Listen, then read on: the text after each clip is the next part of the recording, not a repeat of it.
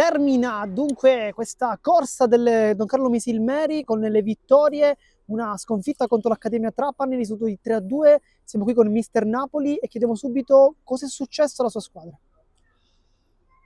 Cosa è successo?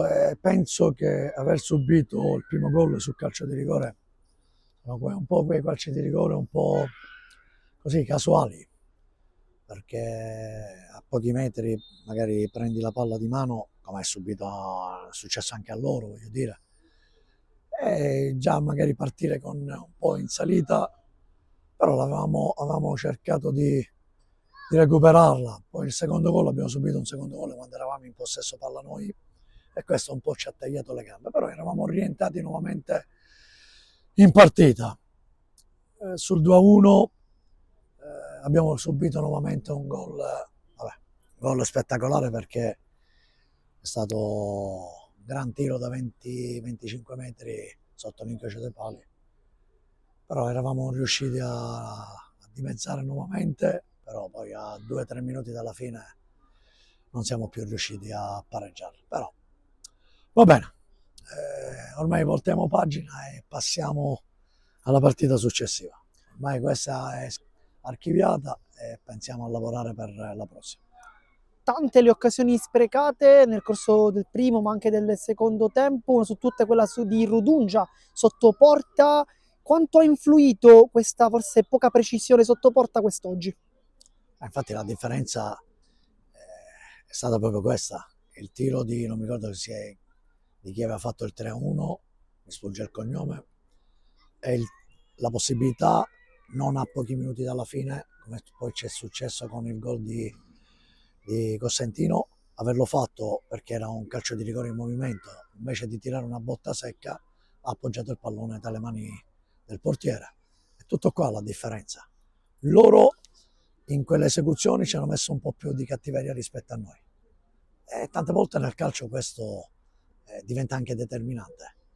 La voglia di far gol e cercare di farlo anche con quella cattiveria agonistica che ci può contraddistinguere. E questo è stato lì, perché se magari avevamo accorciato le distanze alcuni minuti prima, può essere pure che magari potevamo fare il gol del 3-3 con Cosentino, però non ci siamo riusciti. Ormai è tutto passato e dobbiamo pensare già al domani, e il domani si chiama Atletico Palermo.